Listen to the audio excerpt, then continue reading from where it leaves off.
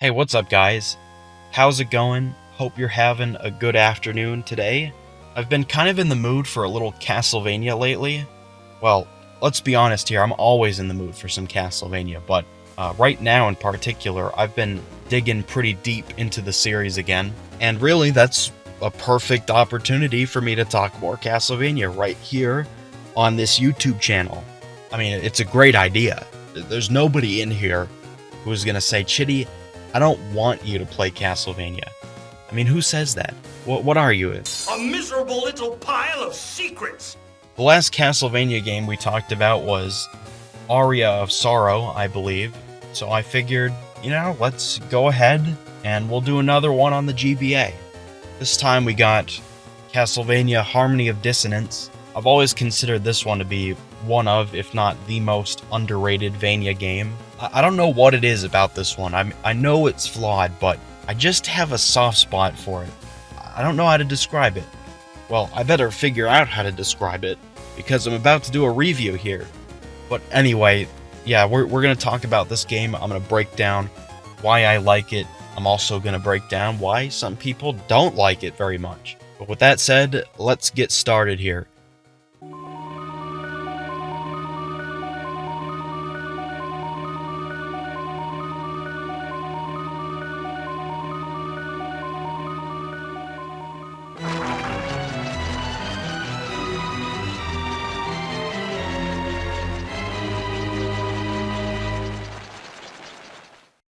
So, Harmony of Dissonance stars Juste Belmont, a descendant of Simon Belmont. This takes place 50 years after Castlevania II, Simon's Quest. And Juste's girlfriend, Liddy, is kidnapped. And the only person to witness this kidnapping is Juste's friend, Maxim. And Maxim believes that Liddy has been taken to Dracula's castle, and that's all the reason we need to head over there and whip some more monsters. That's right, Juste, he's grabbing the good old vampire killer, putting on that dapper red coat, maybe taking a couple tablets of Xanax, and he's off.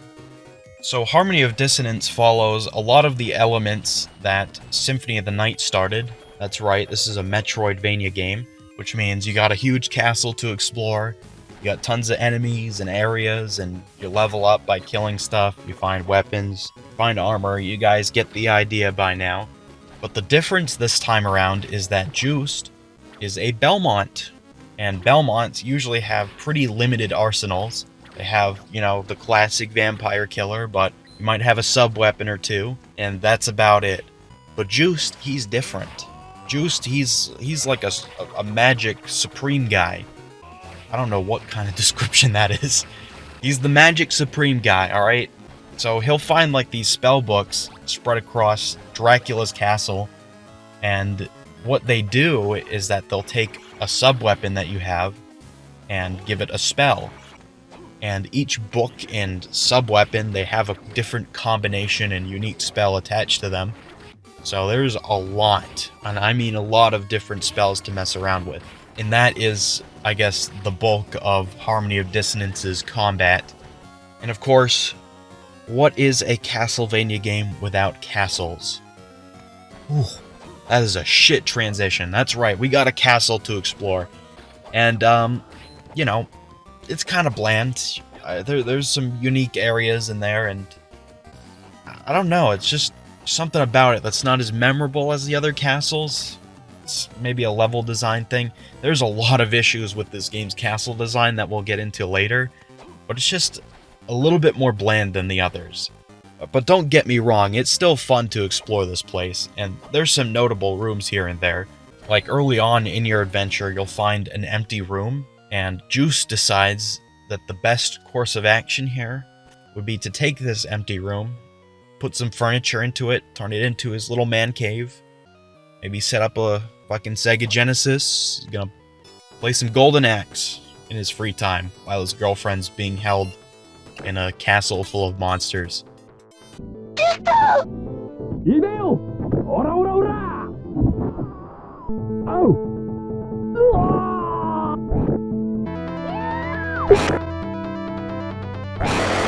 And yes, I mean it, you actually go through Dracula's castle and you can find different pieces of furniture laying around to decorate your room with. There's this room here where you have to race a steel ball to this pathway to get the bolt book. And usually most Belmonts would struggle with this because they got their slow strut. But Juiced, he's different. This is where he gets to shine because he's fast. He's so fucking fast, Juiced. Holy shit. His dashes, he's gotta be one of the fastest Castlevania characters. He's juiced on some shit, man. Another fundamental aspect of any Castlevania are the boss fights.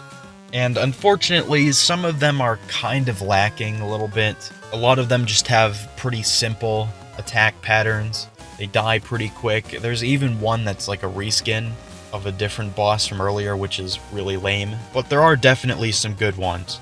I kind of like this skeleton dude with the shield. This demon guy that I fought at the top of the castle. That was pretty fun. And Maxim's evil spirit was also a pretty fun fight, the way it changes forms. That was kind of a cool idea.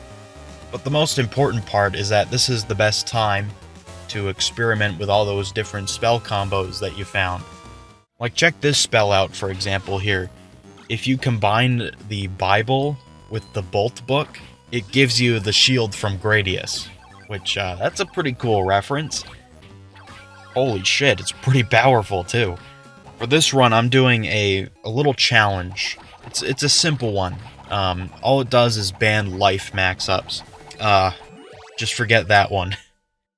So I'm still just as powerful, but I need to be a little bit more careful, as some enemies can kill me in like 2 to 3 hits. It makes it feel a little bit more like a classic Castlevania game where you had very limited HP. From now on, I will call this the Glass of Juiced challenge. What kind of juiced? I don't know, orange juiced? Is orange? I don't know, I'm a glass cannon, that's the idea. Remember how I said you fight Maxim's evil spirit? Yeah, so Maxim starts acting pretty weird shortly after entering the castle, and that's due to him being possessed by an evil spirit. Later on, Death explains to us that both of Maxim's spirits have each manifested a castle, and you know what that means. There's 2 spirits. They each manifested a castle. It's second castle time!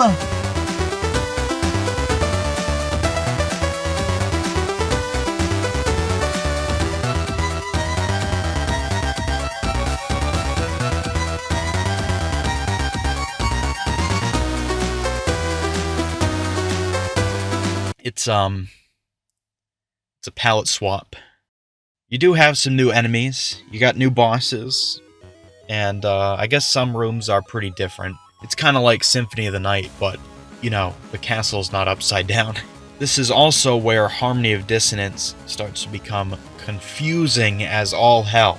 There's 2 castles that you can bounce between by using these rooms here, and as a side note, you can also travel between the rooms by ducking down. That's a tip right there. Some of the areas in Dracula's castle have moved castles, so now there's old areas in the new castle and new areas in the old castle, but you can't reach them because there's all sorts of different locked doors, and I don't know what the fuck is going on. Some rooms are different, and there's different things that you can do that will affect the other castle. You do this thing in Castle B, and Castle A changes. Some of it is kind of cool in concept. Like, I sent this big armor guy into the wall in this castle, and then the same wall is destroyed in the other castle.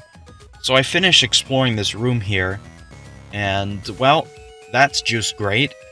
So now, if I want to explore that same room that I just opened up in the other castle, I need to travel all the way to the change room, go back to the area to check it out, and then go all the way back to the change room in the other castle to then change back to the castle I want to explore to continue the game. Fuck.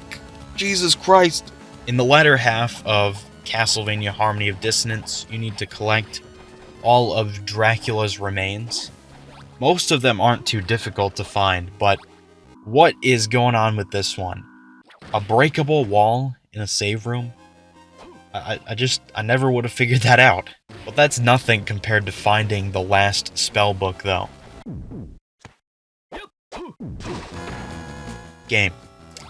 Game. Who the hell is going to find that? And if you want to cover this same room in the other castle, you bet we gotta travel all the way to the change room! Harmony of Dissonance has a pretty rough castle design. It's way too backtrack heavy. And the most important part is that it's confusing. Very confusing. This is by far the worst part about the game, as the rest is pretty dang good. Sure, I mean, some of the bosses and enemies can be stale, but that's nothing major. The soundtrack, I should mention, is also not amazing. I'm gonna mostly blame the GBA's sound chip on this one. It just didn't do the soundtrack justice, because I really like some of the compositions themselves, and the rearranges for some of these songs are amazing. I'm actually gonna link some down in the description if you want to check them out. So at the very end of Castlevania Harmony of Dissonance, we find our friend Maxim, who has well been possessed by now. And so we end up fighting him, which I should say Maxim has the hardest, but also by far the best boss battle in this game. But holy shit, he can wipe the floor with you very quickly if you're not careful. Let's just say you don't want to be close to this guy. After we defeat Maxim, the evil spirit that possesses him sees the remains of Dracula and decides to possess the remains of Dracula and becomes Dracula. So that's right, we have a pseudo-Dracula fight in this game as well, which isn't nearly as bad as Maxim, and with a couple tries, he goes down.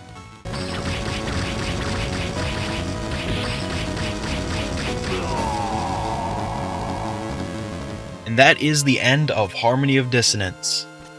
Now look, I see why most people would write this game off a little bit, because most of the complaints are justified. Oop, hold on a second, guys. I gotta knock at my door. It's 3 in the morning. Who the fuck is at my door? Give me a sec. Juiced? Dude.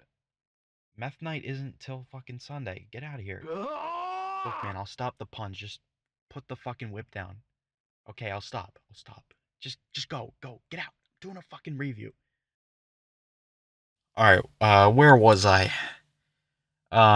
Right. I don't really care what people say about this game. I still freaking love it. It's a game that I think you just have to make the best of. For everything great about it and everything flawed too. You just have to acknowledge both.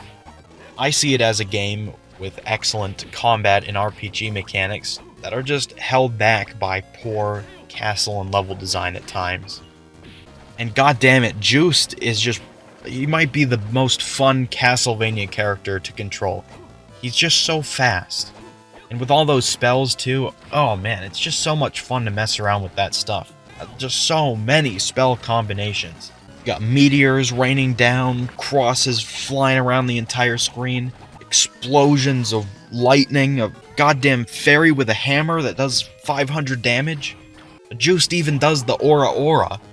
Even whipping stuff is fun, and there's stuff like stacks, which I couldn't even get to work. It's simply put, Juiced carries the game. The most underrated Belmont in the most underrated Castlevania. It's poetic. This game is going to be kind of tricky to score. On a personal level, I love it almost as much as Aria of Sorrow, maybe even on the same level. But it is very flawed, and it does get tedious, sometimes confusing and annoying, especially on a first playthrough. It's kind of a rare case where it actually gets better and better on repeated runs, because by that point you know what to do and where to go, and you can just enjoy the combat and the speed and everything. If they maybe let this one just bake in the oven for like another year, maybe thought out the second castle idea a little more, this could be one of the best games in the entire series. But what we got, well, it's definitely above average, that's for sure. But it's not the best Castlevania has to offer. I'd say we're gonna go 7-6 on this one. It's good, it's worth your time, It's got issues, but I personally love it. I love to play this one. So give it a shot. You'll probably like it. Anyway, that is going to do it for us today, guys. I hope you enjoyed this episode, and I'll see you again next time. Take care, guys.